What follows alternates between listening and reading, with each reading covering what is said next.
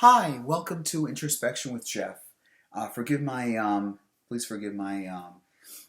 sloppiness at the moment. I came back from work. Let me adjust this. The lighting is really off. I just have one lamp, believe it or not, lighting this room. You can probably tell. I need at least one more lamp. I need. There are no. There's no convenient light switch.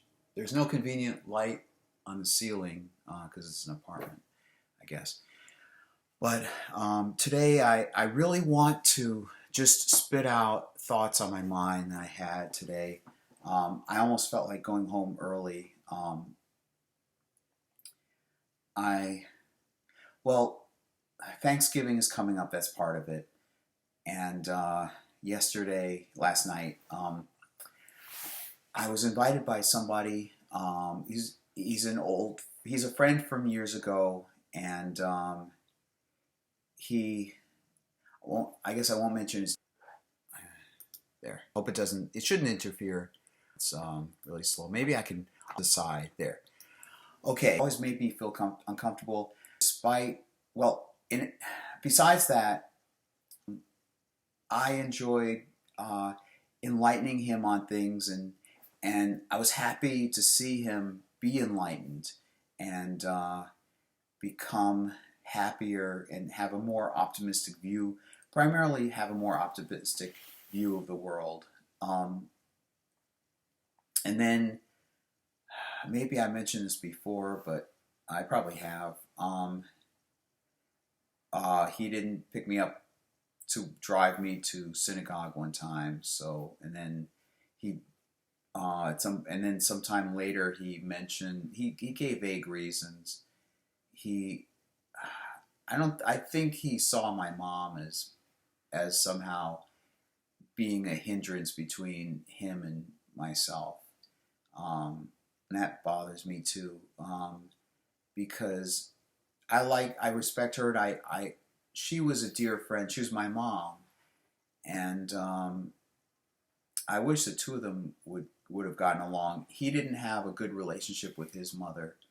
I think that's part of it, and he has this projection on me. Like I suspect, like he perhaps saw her as hindering me, and then causing me not to be able to be with him for life. And then there are times when I said I need to be home, I have other things to do, and he said that really hurt him, that I would spring it at the last moment. No, I wasn't springing it at the last moment. I told him, gee, I need to get home after synagogue. I need to get home. I can't stay with you. Go back to your place, or go eat somewhere. And he said that hurt him, and he said that that was me springing it on him or surprising him. I think he's manipulative, frankly, and I think he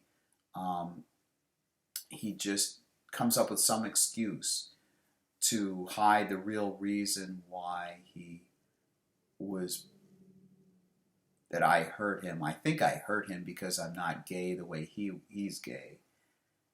And so anyway, so having explained that, so he found out from somebody at the synagogue that I'm cross-dressing.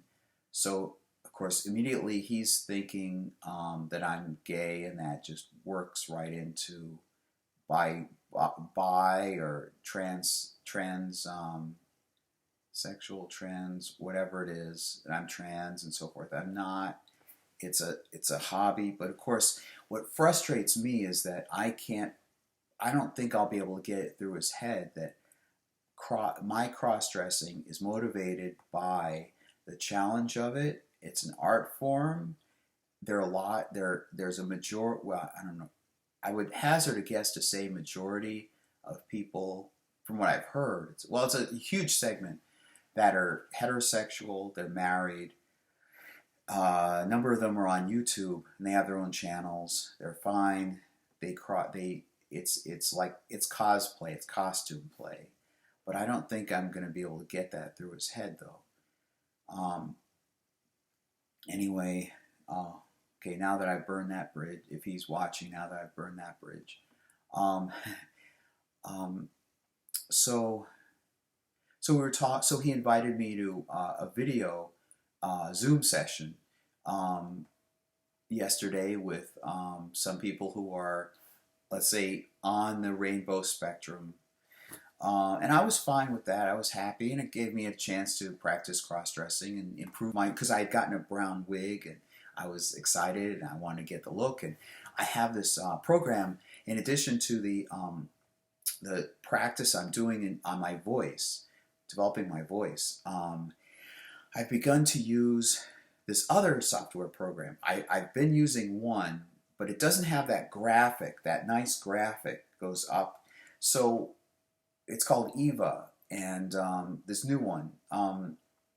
And the other one just recorded your voice and told you what voice range it could be in hertz.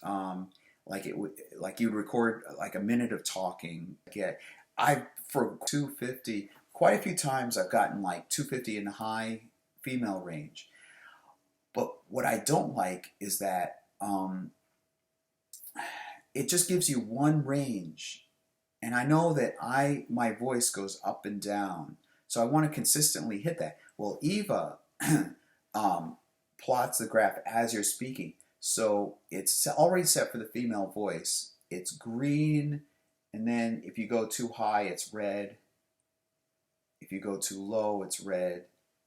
And it's minute. It's like down to the word. It's like literally as you're speaking, you can see it. So I'm going to use that to train myself. So anyway, that in terms of being able to years now, for at least 5 years. Let me see, 2002. Yeah, at least 5 years. I've thought.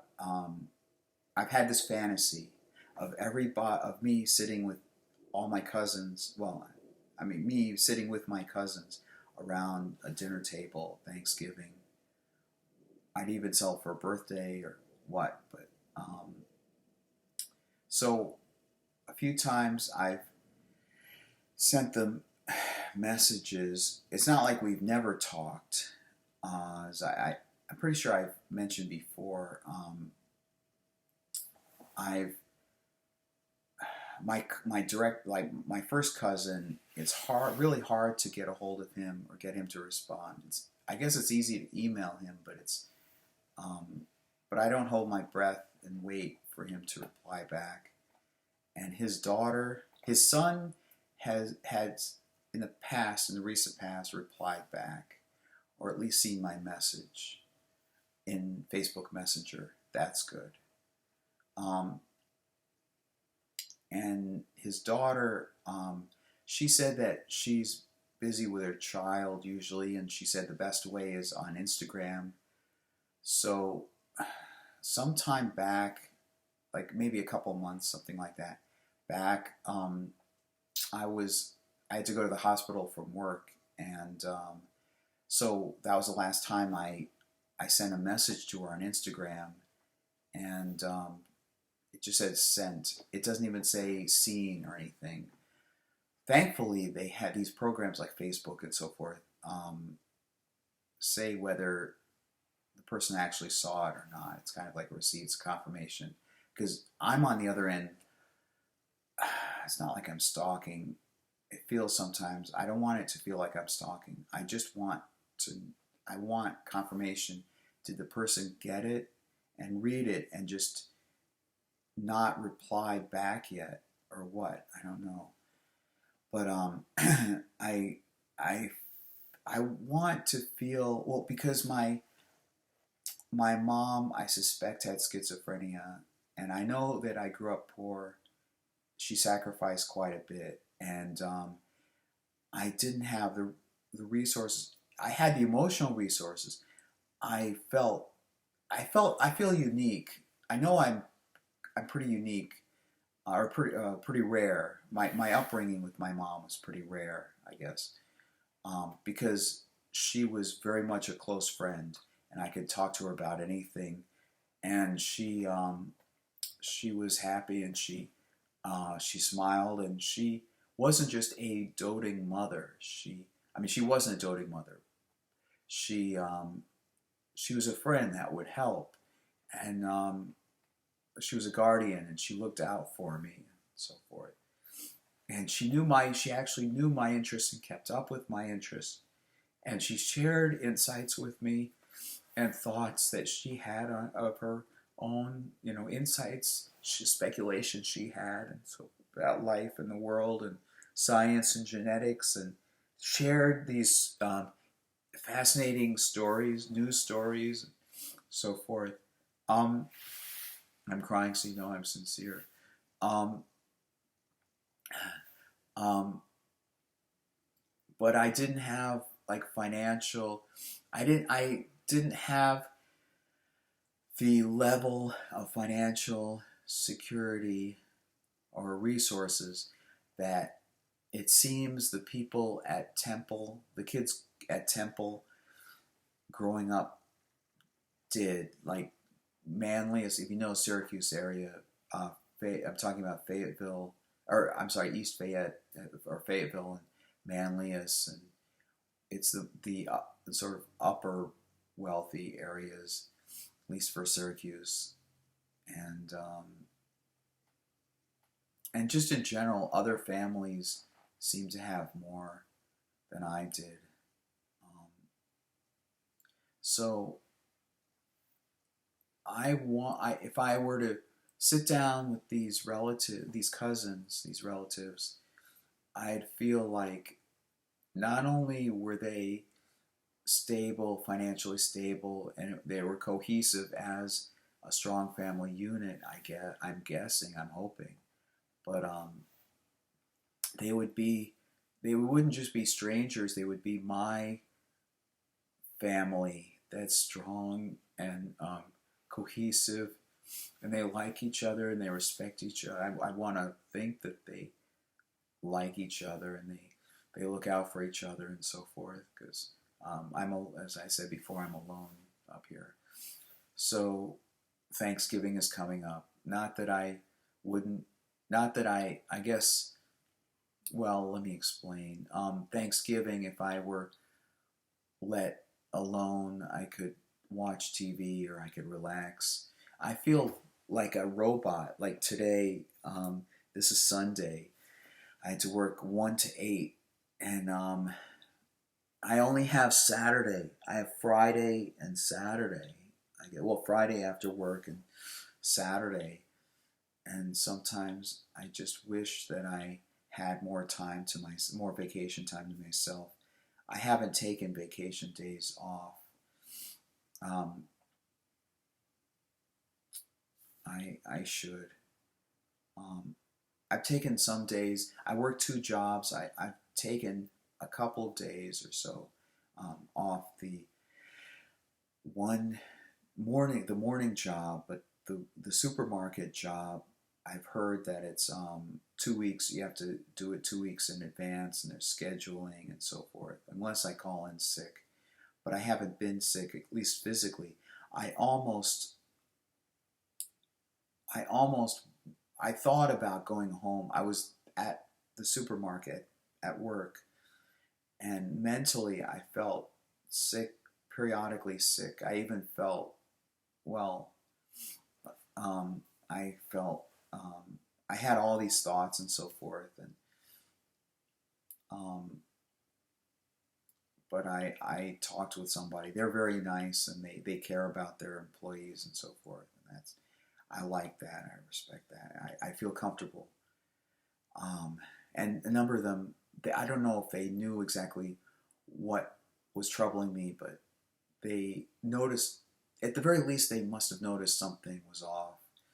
So a couple of times, one person said, everybody there cares about me and so forth. I like the fact she said that. My manager said essentially the same thing, or expressed essentially the same thing, same idea. But I'm sure I've said in a past video at least once, I feel like just going away from the world for a while. Um, I wanted to compare. I wanted to bring up both um, this one friend I talked about earlier in the video, and my cousins, because I thought about the fact that he seemed to be earlier on. He seemed to be like demanding, like wanting too much of my time, and I thought about the cousins and trying to reach out to them, and I guess they're busy. Otherwise, maybe I would like to think that they would have contacted me back if they weren't busy. But I compared the two, and um, the thing is, unlike with this one friend I mentioned, I just want at least one. I want some, and I'm very flexible. I just want to know that they have heard my messages, um, and they just something. It seemed like the other friend was assuming that I would be with him like on a daily basis or on a weekly basis or something. No, no, no. So the other thought I had today was with going in feeling like a robot a number of times and hoping that somebody else notices at work, the supermarket, notices that I go in looking kind of robotic. I just want to do the task and go home. I don't have time for me, and I'm I just turned 47 recently on my birthday, obviously November 14th, and um, I feel like I'm not going to accomplish the achievements I wanted in life. I'm not going to get married. Not going to have any like intimate relations or even kiss a woman. I'm not going to get. I'm not going to be able to have that, despite trying. And that's what my story that I wanted to write Madonna in my Madonna movie project was that she would see me and she wouldn't see any accomplishment. She wouldn't know who I am and she wouldn't see how capable I am because she wouldn't, Madonna, if you're listening, she wouldn't see my accomplishments because I haven't achieved what I really have wanted to achieve, all the different things I wanted to achieve. And that's one of the themes, one of the major themes I wanted to put into the story. And so the thing with Madonna, why was I attracted to her? Because she's smart and she's creative.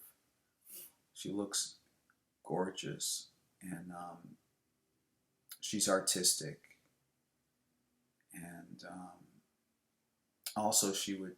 I mean, I'm cross-dressing, and she's, from what I know, she's kind of into that too, or friendly towards that.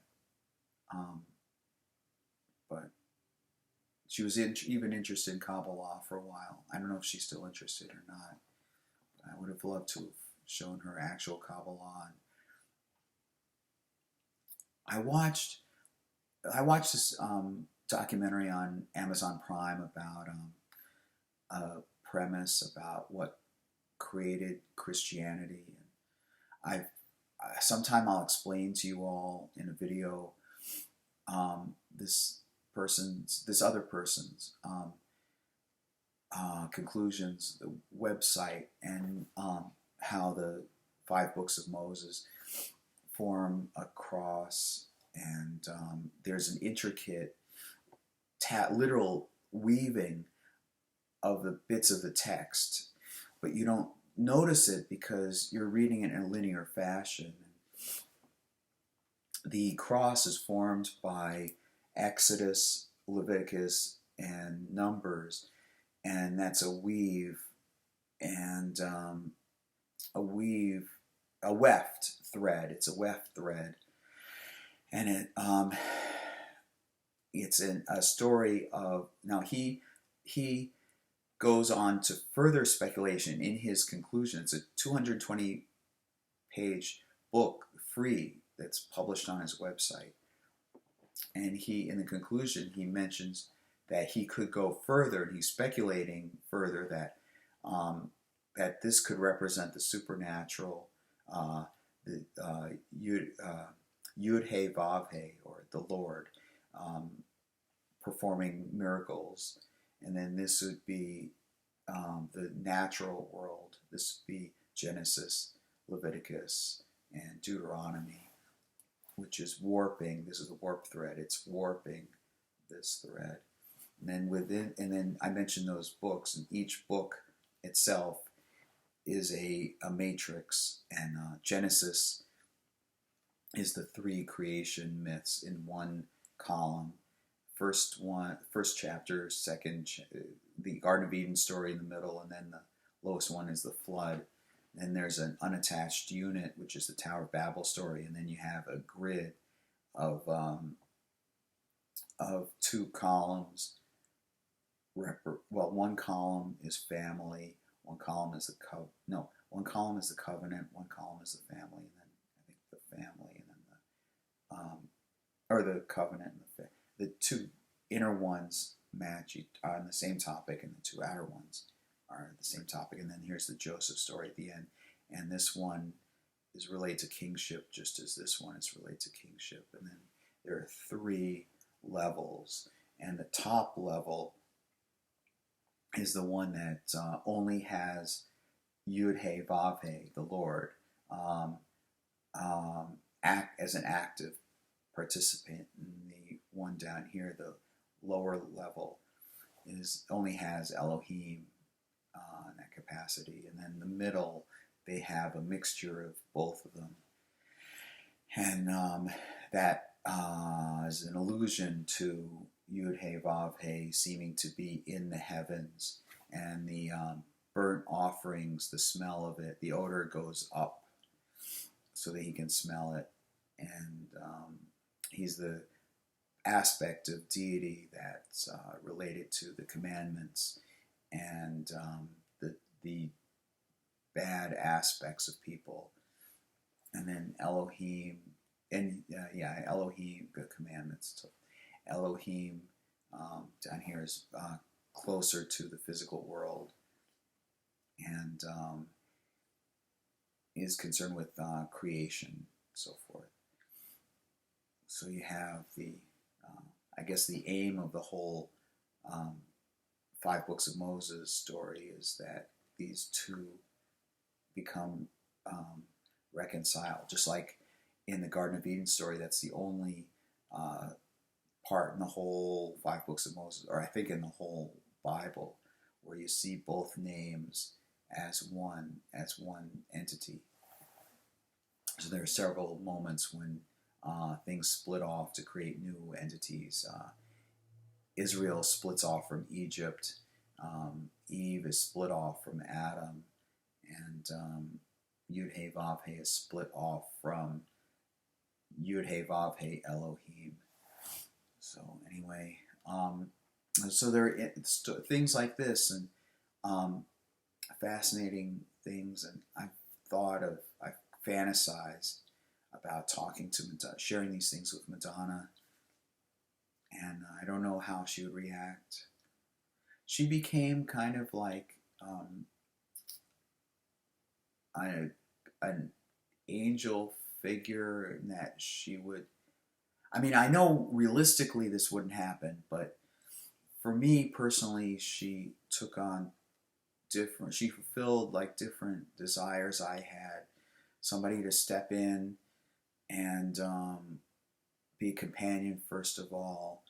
Second, like sharing ideas and like just companionship. And another role was coming in to help support me when my mom couldn't support me enough, like financially and in terms of resources, so forth. And I think there was a third role that she had, but I can't remember what it was.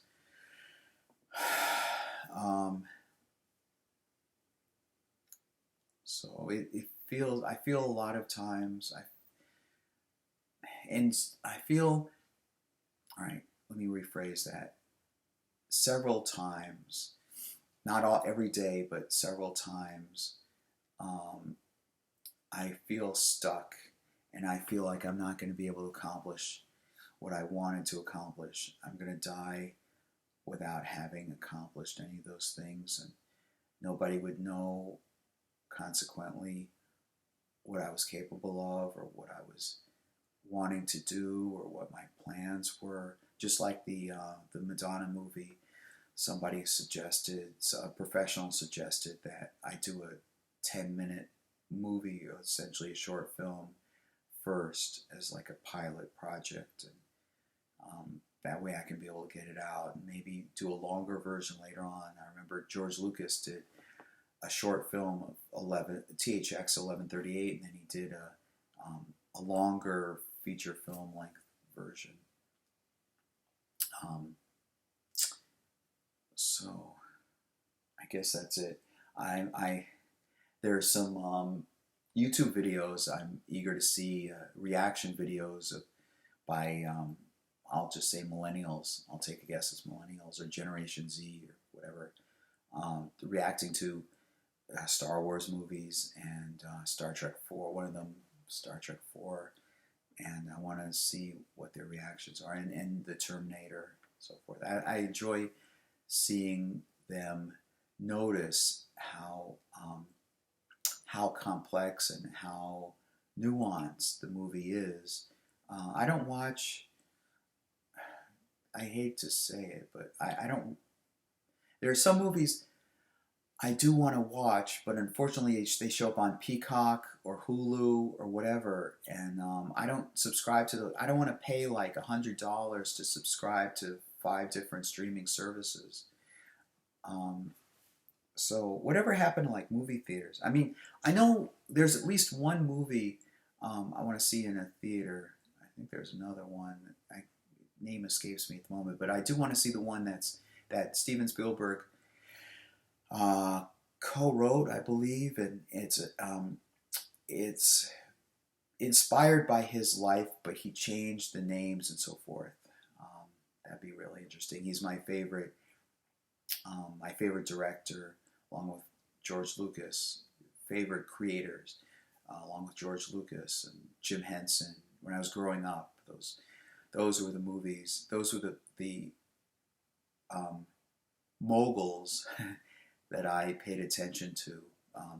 Steven Spielberg, George Lucas, and Jim Henson. Um, so anyway, I wish you good luck in whatever you're doing, and I'll talk to you later. Thanks.